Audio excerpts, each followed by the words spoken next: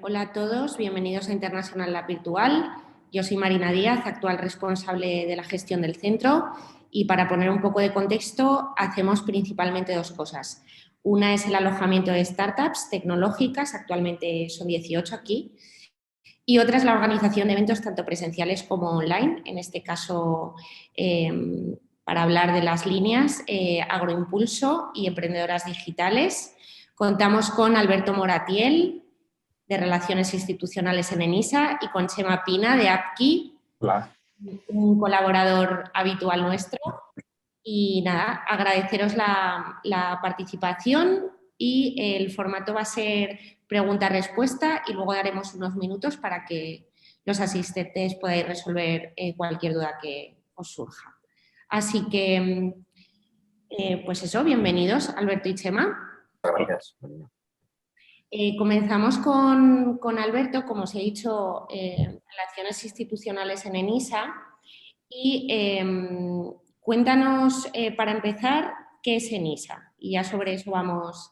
Venga, enmarcamos, ¿no?, la jornada con, pues, a ver, ENISA somos una entidad pública pertenecientes al Ministerio de Industria, Comercio y Turismo, y dentro de este macroministerio, y que puede coger un porcentaje bastante amplio de lo que puede representar el PIB español, nosotros estamos enclavados dentro de lo que es la Dirección General de la PYME. Eso que a priori tampoco nos dice nada es lo que nos hace poner foco en cuanto a nuestro público objetivo, nuestro cliente en definitiva, ¿no? Nuestra actividad primordial es aportar financiación, en este caso a la pequeña y mediana empresa, ¿no? Lo hacemos con un vehículo financiero muy concreto, que es el préstamo participativo. Tenemos distintas líneas en las que intentamos cubrir cualquier necesidad de la empresa, independientemente del estadio en el que se encuentre, ya sea jóvenes emprendedores que estén en crecimiento y demás, pero básicamente lo que hacemos es aportar financiación a empresas innovadoras. ¿Y a qué tipo de empresas financia ENISA y de qué manera? ¿Cómo las financia? Pues como te digo, tipología de empresas de todo tipo. O sea, siempre y cuando estén constituidas como sociedad mercantil, nos da igual que sea asociación anónima, limitada unipersonal, eso sí tiene que estar constituida como empresa. No financiamos autónomos. Bien. Y ahí financiamos empresas desde reciente constitución, o sea, desde que se hayan constituido ayer, hasta empresas que tengan un crecimiento, empresas con una cierta tradición familiar y que tengan otro recorrido, ¿no? Y siempre lo hacemos, como te decía, con ese producto financiero de préstamo participativo. A día de hoy tenemos 5 líneas, 3 de ellas transversales y que venimos teniendo prácticamente desde el año 2010, una línea de jóvenes emprendedores, en el que limitamos la edad de los promotores y la edad de la compañía para poderse acoger a esa línea. Esa línea en concreto tiene una horquilla de financiación de 25 a 75.000 euros. Luego tenemos la línea de emprendedores, en el que ahí eliminamos el requisito de la edad de los promotores, pero seguimos manteniendo la edad de la compañía, y ahí la horquilla la elevamos a 300.000 euros. Y luego tenemos la línea de crecimiento en la que no hay ningún tipo de restricción en cuanto a la edad de los promotores y la edad de la compañía. Con esas 3 líneas, como te comento, transversales, intentamos cubrir necesidades financieras de las empresas. Somos compatibles y complementarios con cualquier otra entidad pública o privada que aporte financiación. Lo que pasa es que, bueno, las cualidades que tiene este producto financiero que otorgamos son muy atractivas de cara al emprendedor o a la empresa, ¿no? Por el hecho de no consumir, deuda subordinada, no pedir avales, los largos periodos de vencimiento y carencia que podemos llegar a tener. O sea, en definitiva, un player más en cuanto a la financiación / inversión, pues que al final está muy delimitado para la empresa española. Como dices, que es un player más, pero para conocer el alcance y el volumen que tenéis, ¿cuántos proyectos financia ENISA al año? Y de media, ¿cuántas solicitudes analizáis? Pues a ver, nosotros tenemos, por poner en contexto, ¿no?, tenemos aproximadamente unos 100 millones de euros de presupuesto. El año pasado ese presupuesto se ha incrementado, puesto que gracias al Plan de Transformación y Resiliencia español, a través de 2 ministerios nos han habilitado 2 nuevas líneas que luego comentaremos, ¿no? La línea de emprendedoras digitales y la línea de agroimpulso, ¿no? Una precedida por el Ministerio de Economía y otra por el Ministerio de Agricultura. Con esa dotación, el año pasado tuvimos unos 138 millones de presupuesto. Este año en concreto tenemos 128 millones de euros de presupuesto. Con ese montante presupuestario, nosotros llegamos a aportar financiación a unos 600 proyectos, más o menos, porque también depende del ticket medio, más o menos, ¿vale? Solicitudes que recibimos en torno a 2.000, 2.100, 2.200 aproximadamente, ¿no? Por lo cual aproximadamente un 25% de las empresas o las solicitudes que recibimos reciben financiación nuestra. Analizamos las 2.000. ¿Vale? Otra cosa es que, bueno, pues, a veces ese análisis no sea tan exhaustivo porque igual no cumple alguno de los requisitos primordiales que pedimos, entonces ese análisis se queda pues vacío, entre comillas, puesto que no lo analizamos en profundidad, ¿no? Pero analizamos prácticamente las operaciones anuales. Y el año pasado lanzasteis la línea de emprendedoras digitales, que ya comentó en un momento. Pero ¿qué particularidades tiene esta línea respecto a otras? Bueno, ya el nombre te está indicando...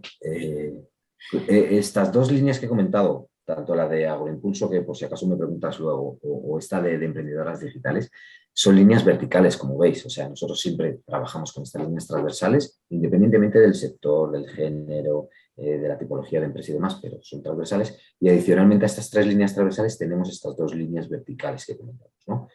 Esta, la de emprendedoras digitales, viene a través del Ministerio de Economía y lo que incentiva, lo que ayuda es a aportar financiación a proyectos digitales o tecnológicamente digitales que en su accionariado o en su comité de dirección o en un puesto relevante haya mujeres emprendedoras, ¿vale? Las características de esta línea son exactamente idénticas a la línea de crecimiento, ¿vale?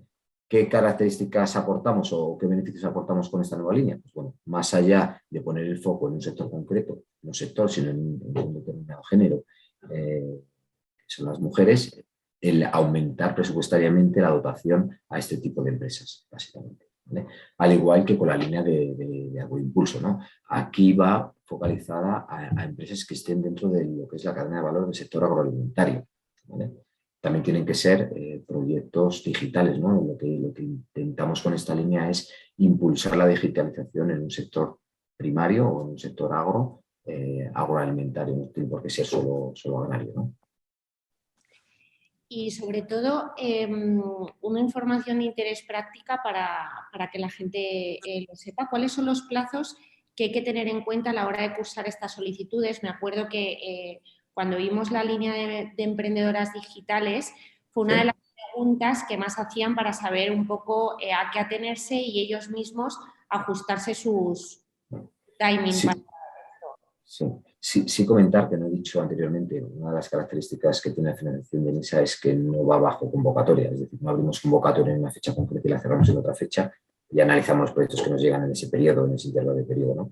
Nosotros estamos abiertos prácticamente abiertos todo el año, desde el 1 de enero hasta el 31 de diciembre, y ahí recibimos todas las solicitudes, ¿vale? Con lo cual, cuando nos pueden hacer la solicitud, en el momento que quieran, presupuesto hay, con lo cual, otra cosa es cuando tenemos la dotación presupuestaria, no para la línea de Agroimpulso y la línea de emprendedoras digitales, sino para las otras tres, ¿no? Puesto que al final somos una empresa que vamos bajo los presupuestos generales del Estado y esa dotación presupuestaria pues, nos llega cuando aprueban los presupuestos y luego hacen todos los trámites, ¿no? Suele ser abril más o menos. Pero para las otras líneas tenemos un contrato trianual, es decir, se firmó el año pasado en 2021 y perdurará hasta el 2023, con lo cual hay presupuesto para que puedan hacer la solicitud cuando quieran. ¿Cómo se hace la solicitud? Pues es muy sencillo. O sea, ENISA, pese a tener una visibilidad o tener un conocimiento suficientemente amplio en lo que es el campo del emprendimiento, no somos una entidad lo suficientemente grande, con lo cual no tenemos repartidas por el territorio nacional sucursales o entidades, ¿no? Todo nos llega, o todas las solicitudes nos llega por vía telemática, vía online. La empresa se tiene que registrar en la plataforma, cumplimenta un business plan, un formulario que no deja de ser un business plan, y a partir de ahí quedaría cumplimentada lo que es la solicitud de la cuantía que necesita, ¿no? Chema, y dentro de esta estrategia global de financiación, ¿tiene aplicar a un préstamo con ENISA frente a otras vías? Mira, principalmente al final el apoyarte en ENISA estratégicamente es importante por varios motivos. El primero, porque es una forma de financiarte no dilutiva. Es decir, no tienes, si tú te financias a través de ampliaciones de capital, íntegramente a través de nuevas aportaciones con la entrada de nuevos inversores, tú te diluyes. Sobre todo en las líneas emprendedoras, ya sea jóvenes emprendedores como la de emprendedores, normalmente son proyectos que están en estadios iniciales, es decir, empiezan la atracción comercial, han validado su modelo de negocio, empiezan a tener ventas, pero no tienen la atracción suficiente para poner en valor la empresa respecto a inversores. Con lo cual, entre comillas, están mal vendiendo sus participaciones. ¿Por qué? El negocio funciona, pero está en un estadio demasiado incipiente para ponerlo en valor. En ese momento, el contar con la financiación de NISA es relevante porque te permite precisamente avanzar más, implementar más acciones y traccionar más y poner valor a la compañía. En NISA, es en esa parte pública de servicio, entre comillas, como financian a través de deuda, como he comentado, no es dilutivo, pero asume más riesgo que lo que puede ser una entidad bancaria. Es decir, parte de su scoring, de su proceso de análisis, contempla lo que son las expectativas de crecimiento, también el histórico. Entonces es importante ahí remarcar dos cosas. Uno, el análisis se va a hacer en base a, y te van a financiar si realmente consideran que vas a ser capaz de devolver la financiación. Por eso es importante demostrar que el modelo de negocio está validado, que estás teniendo ventas, no por otra cosa, sino para justificar y ayudarles a entender, o sea, que tú vas a ser capaz de crecer y devolver el préstamo. Eso es muy importante.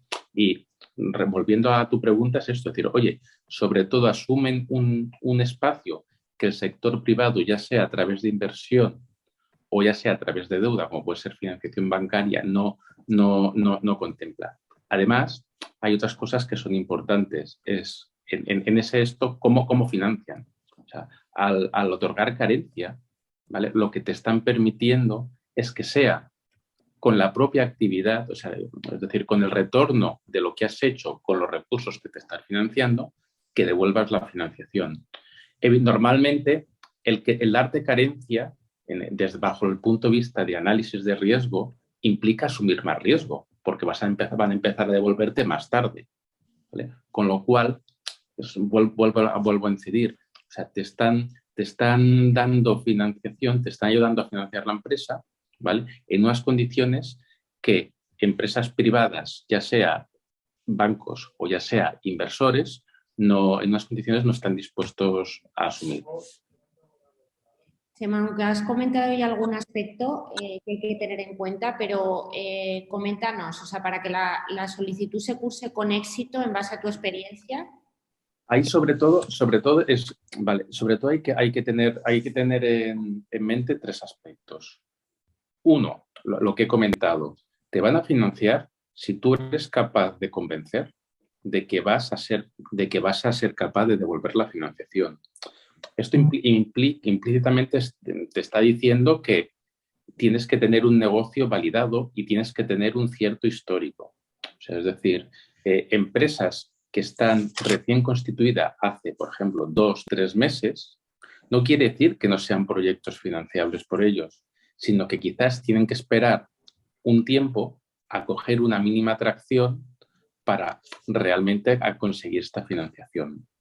Es importante, y un aspecto muy importante, una vez, y precisamente para llegar a este punto, el mostrar una trazabilidad en todo lo que es la memoria, el plan de negocio que ha mencionado Alberto. ¿Y trazabilidad qué quiere decir? Trazabilidad quiere decir que tú te tienes que fijar unos objetivos. Oye, ¿yo cuánto quiero facturar? Que al final es el desarrollo de negocio, lo que te va a permitir seguir trabajando. Perfecto. Para conseguir esos objetivos, ¿qué hitos te marcas? E hitos es de desarrollo de producto, de acciones de marketing o promoción o de conformación de equipo, ¿vale? Porque al final estas acciones, estos hitos, son consecuencia de unas acciones. ¿vale? Hago campañas de marketing, contrato gente, desarrollo producto. Estas acciones tienen un coste. Fíjate que al final estás siendo capaz de explicar, en el fondo, algo tan fácil como qué vas a hacer con su dinero y el de los inversores privados, que era algo. Es decir, al final, si tú eres capaz de trazar un plan en el cual, de una manera consistente, se explica qué vas a hacer, qué hitos vas a conseguir con esas acciones que has definido y que tienen un coste, y a su vez determinar, oye, cuál es el retorno de esas acciones, que al final el retorno va a acabar siendo facturación, ¿vale? Das consistencia y das credibilidad a ese análisis. Otro aspecto importante que he mencionado es qué condiciones son necesarias para que te financien, que son dos aspectos previos. Uno, como comentaban ellos coinvierten, con lo cual es importante aquí que haya que tener claro que tiene que haber un riesgo compartido, y el riesgo compartido se sopesa teniendo en cuenta las aportaciones, las ampliaciones de capital que se han hecho, se van a hacer, ¿vale? Y luego también se evalúa la evolución del nivel de fondos propios, es decir, ¿qué has hecho con ese dinero? Aquí hay que diferenciar entre nivel de fondos propios, ¿vale? Y nivel de líquido en la empresa. Es decir, tú puedes haber hecho una ampliación de capital hace unos meses, haber invertido en el desarrollo, ¿vale? Ese desarrollo ha tenido un coste porque has pagado unas nóminas, y realmente tú tienes menos caja, ¿vale? Porque ha salido dinero de la cuenta, pero en contrapartida tienes un activo, algo que te va a permitir generar ventas en el futuro. Si en vez de eso tú te lo has gastado en una campaña de marketing que te ha salido mal, es decir, no has tenido un retorno en ventas, tienes un gasto en vez de una inversión. Entonces, esto varía tu nivel de fondos propios y ellos van a evaluar o van a determinar la capacidad de financiar con estos dos aspectos. Como máximo te van a dar las ampliaciones que han hecho y el nivel de fondos propios. Y a partir de ahí la solvencia la evalúan bajo este criterio un poco que hemos esbozado. ¿Y cómo recomiendas, Chema, cómo tienen que preparar la solicitud para conseguir también ese éxito? Sobre todo con tiempo. Es decir, es importante, no, parece un tópico, pero es importante, o sea, no precipitarte, o sea, que no dar la impresión de que es cuestión de vida o muerte. Al final es como todo, tú tienes que ser capaz o mostrar que ellos forman parte de una estrategia de financiación que la componen varios agentes, ¿vale? No son los únicos financiadores. O sea, yo creo que como a todos, el hecho de que decir, ostras, te necesito porque si no me muero, ¿vale? Genera dudas o incertezas. Con lo cual, fíjate, aquí es importante entender en qué momento estás tú a lo largo del año de la empresa. También es importante entender, como recomendamos, que ellos entiendan cómo funcionan en cuanto a nivel de análisis, a nivel de timings, y a partir de ahí proceder. ¿Por qué? Pues porque, por ejemplo, si tú metes una solicitud en la primera mitad de año, en el primero o segundo trimestre, puedes tener la certeza que va a haber capacidad de análisis y que vas a tener una resolución, ya sea positiva o negativa. Aunque estén abiertas, si tú metes la solicitud a finales de noviembre, va a ser difícil que te la analicen ese año, con lo cual pasarías al ejercicio siguiente. Y es importante también meter, o sea, precisamente a la hora de hacer las proyecciones, tener claro cuándo prevés que puedes tener ese desembolso, precisamente para ser coherente y explicar qué vas a hacer con ese dinero en el momento adecuado. O sea, también es un tema de entender qué vas a hacer y sobre todo es esto, justificar la capacidad que tú tienes de generar negocio con esos recursos. Y este timing, Chema, igual es el adecuado para las líneas de emprendedoras digitales y agroimpulso, ¿o en qué momento sería el idóneo? Vale, como ha comentado Alberto, o sea, estas dos líneas están abiertas todo el año y ya disponen de fondos. Sí que es importante, o sea, que tú hagas una estrategia. ¿En qué sentido? O sea, es decir, por ejemplo, estamos ahora en el primer trimestre. Todavía no se han cerrado las cuentas del ejercicio anterior. Es importante que tú, antes de cursar una solicitud, por ejemplo, revises tus estados financieros del año pasado. ¿Cuál es el error típico que se comete? Oye, no has prestado atención y toda esa nómina, ese sueldo de desarrolladores que han estado desarrollando tecnología, se computan como gasto. Jolín, pero si te han estado desarrollando la plataforma, ostras, nos hemos dado cuenta en mayo o en junio que eso se podía haber activado. Hombre, pues los fondos propios te hubieran cambiado sustancialmente.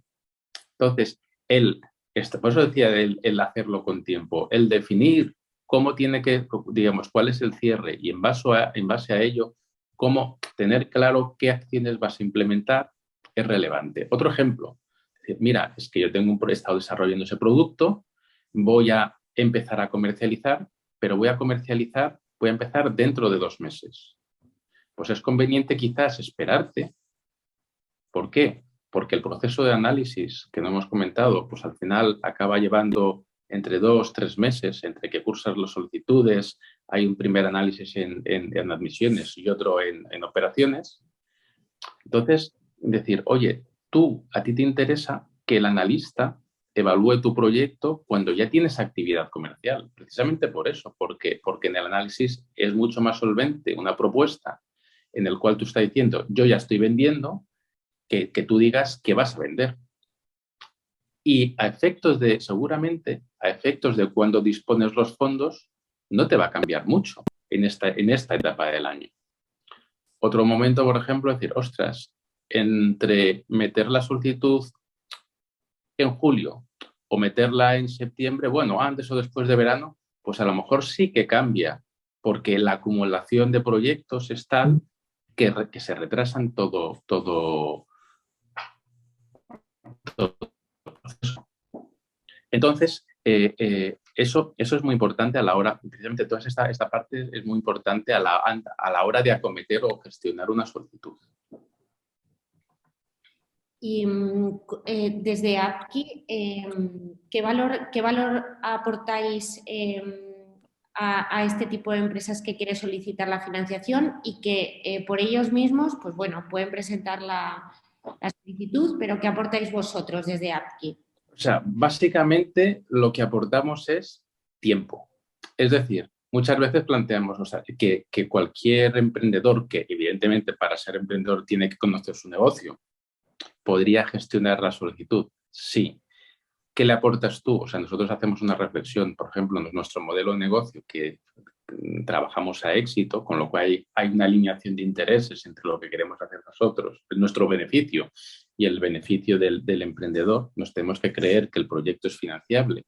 Y si no es relevante explicarle por qué o qué tiene que hacer a nivel de desarrollo de negocio para que lo sea, pues nosotros le decimos al emprendedor, 1 hora de tu trabajo que es más rentable. ¿Cuándo es más rentable? Desarrollando el negocio, que es realmente donde aportas valor, o gestionando o haciendo un plan de negocio, que es seguramente sea la primera vez que lo haces y lo vas a hacer de una manera ineficiente.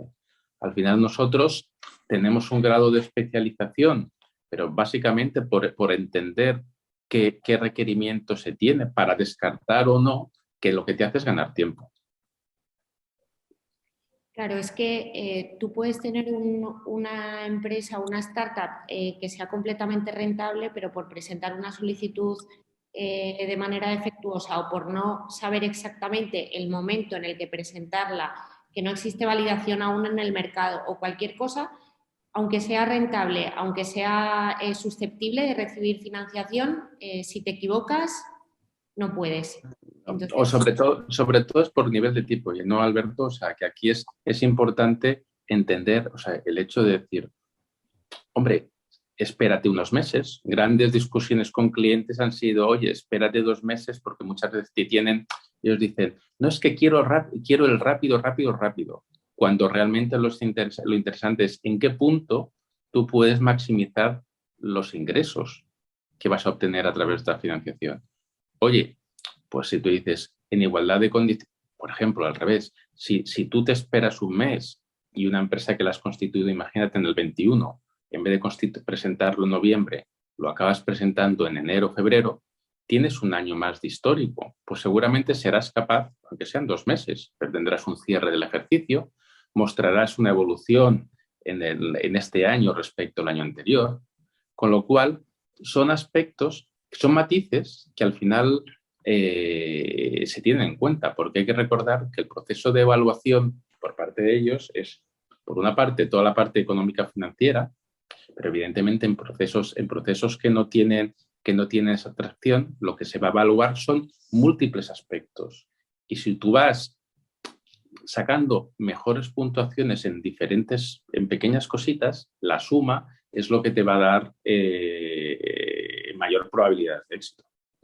Hay, como bien comenta Chema, nosotros no solo hacemos ese análisis financiero de la compañía, es una parte importante, evidentemente, puesto que al final lo que estamos aportando es financiación y hay un riesgo en cada una de las operaciones, pero en paralelo hacemos, como comenta Chema, ese análisis cualitativo del proyecto, llamándolo cualitativo a todos esos aspectos a veces intangibles que nos tienen que identificar, ¿no? Pues qué innovación desarrolla la empresa, la gente que tiene el equipo promotor, el propio equipo, el mercado donde se desembarcan, la competencia, todos esos aspectos también los analizamos, los baremamos y los intercruzamos con la parte financiera. Si no hay un hermanamiento entre lo que nos están contando en el plan de empresa y lo que nos están solicitando, pues evidentemente será rechazada lo que es la propuesta de solicitud. Y sí que es importante un aspecto, como al final, como ha comentado Alberto, acaban evaluando 2.000 proyectos cada año, con lo cual yo creo que capacidad de entender y muchos proyectos acaban encuadrándose en ciertos verticales o ciertos mercados o ciertas tipologías de negocios, con lo cual acaban teniendo, por el volumen ingente de proyectos que están analizando, acaban teniendo un criterio suficientemente afinado ellos en esta parte de cualitativo para, en función de qué métricas vas cumpliendo, prever si el negocio puede funcionar o no. Por eso es muy importante, por ejemplo, un aspecto que es muy relevante es decir, oye, estratégicamente, tú imagínate que vas a meter una solicitud en marzo. Tú prevés que el proceso de análisis te puede ir desde marzo, que acabas tú meter la solicitud, hasta junio, pongamos, ¿vale? Es muy importante que tú expliques y realmente cumplas lo que vas a hacer en esos 3-4 meses. ¿Por qué?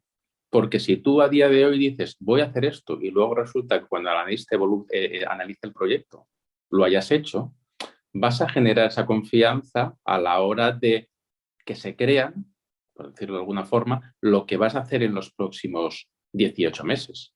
O sea, son aspectos que es un tema de ir generando consistencias en lo que tú planteas.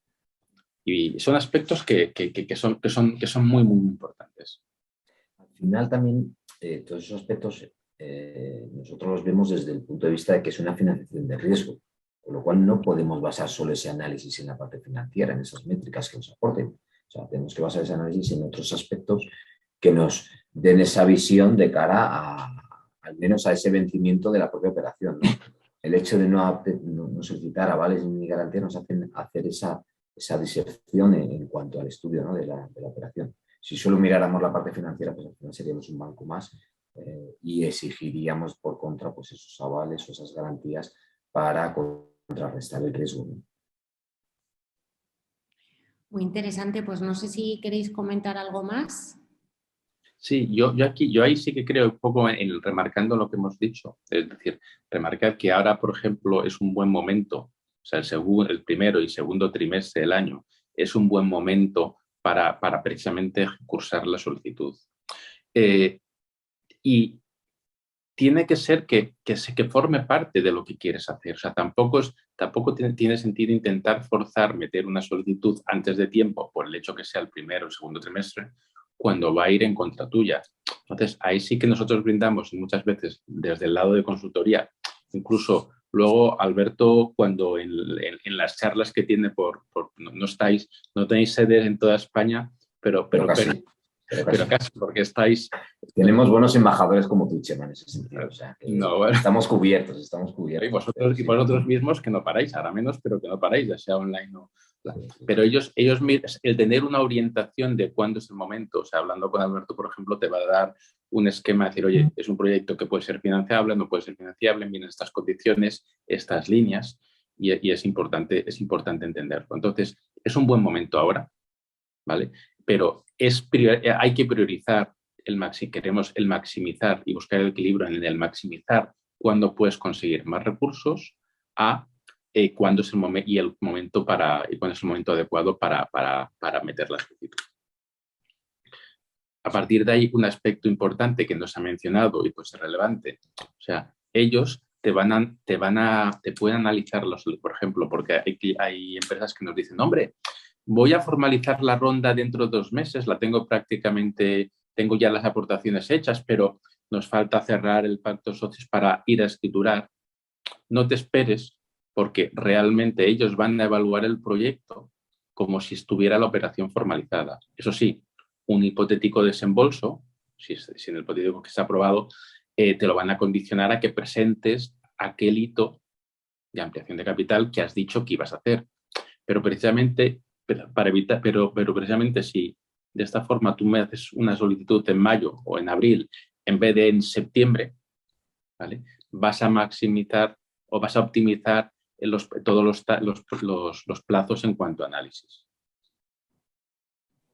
Por recalcar, decías que si teníamos algo más que comentar, ¿no? O sea, evidentemente aportamos financiación, pero muchas empresas no solo vienen por conseguir esa cuantía dineraria que necesitan para cometer el proyecto, porque al final en el ecosistema del emprendimiento hay muchos players, ¿no? Está MISA en cuanto a entidades públicas, está FEDETI, COFIDES, el ICO, Fundación de Universidad. Hay muchos entes que pueden otorgar o cubrir ese nicho, ese gap que pueden llegar a tener de financiación, ¿no? Acuden a NISA precisamente por esa validación del modelo de negocio que nos están presentando. No solo por la cuantía dineraria, que oye, evidentemente no les va a venir nada mal, sino por ese matching que les va a poner en una situación, en un estado totalmente distinto a si no tuvieran nuestra financiación, de cara a clientes, de cara a proveedores, de cara al mercado, o sea, de cara a otros inversores privados. Con lo cual, bueno, pues que vean el conseguir NISA desde ese punto de vista, no solo también la parte financiera, que a veces pues, se quedan en el camino. Esos 2.000 proyectos que recibimos, si solo financiamos 500, no es que los otros 1.500 no sean buenos, todo lo contrario, igual son buenos, igual no nos ha dado tiempo a analizarlo, igual han hecho la solicitud fuera del plazo que ha comentado Chema también, o inclusive no es el momento, pero eso no significa que al mes siguiente nos vuelva a hacer otra vez la solicitud y vuelva a entrar. Sí. Interesante esto que has comentado, Alberto, porque es exactamente lo que pasa. Aquí vemos un montón de proyectos también. Igual que el hecho de comercializar, pues ya lleva implícita la validación en el mercado de tu producto, de tu producto mínimo viable. El hecho de tener un ENISA también les lleva a conseguir grandes cosas. O sea, es un buen sello, totalmente. Es que al final hay que reconocer que en muchos procesos de análisis hay detrás personas. O sea, desde el punto de vista de consultoría nos ha pasado luego con entidades bancarias. No, al final, cuando luego vas a pedir un préstamo o una línea circulante y te acaban de aprobar un préstamo NISA, por ejemplo, el analista, ya entre comillas, el analista del banco, ya entre comillas, se siente respaldado porque ha habido otro que también objetivamente ha analizado el proyecto bajo criterio del riesgo. Con lo cual, no es solo él el único que está analizando con lo que tiene que protegerse y buscar más riesgo. Entonces, eso por un lado, mejora las posibilidades. Y luego, sobre todo a nivel internacional y en Latinoamérica, nos hemos encontrado con que empresas a nivel comercial les ha dado cierto marchamo el que sea una empresa pública, que a lo mejor no acaban de entender en LATAM qué tipo de empresa es, pero es una empresa del Estado quien ha financiado esa startup. Entonces, incluso se puede obtener de manera indirecta un rédito comercial. Pues no sé si alguno de vosotros tiene alguna duda más sobre estas dos líneas. Y ¿alguien ha hablado? Me ha parecido oír una interferencia. No. Pues, Alberto, estamos preparando un ciclo de Food Tech, pero que abarca un montón de cosas, así que ya os pediré información detallada y una persona de contacto para que estas startups con las que estamos haciendo el ciclo sepan todas las particularidades de... Perfecto. Además, yo creo que es un sector que entra, es un sector prioritario, no solo para Enisa, por el hecho de tener una sola línea, sino prioritario en el sentido de lo que representa en el PIB. Somos, a nivel mundial, somos yo creo el sexto, ¿no? En generación de producto del sector agroalimentario, segundo de Europa, con lo cual, si eso lo acoplamos a tener una línea que poder ensalzar esos proyectos, pues yo creo que mucho mejor, ¿no? O sea, que cuenta con ello. Genial. Pues nada, entonces lo dejamos aquí, si os parece. Un placer. Muchísimas gracias, Alberto. Pues a vosotros. Gracias, Chema. Y Hasta luego. Gracias, Alberto. Hasta luego. Gracias. Muchas gracias. Hasta luego.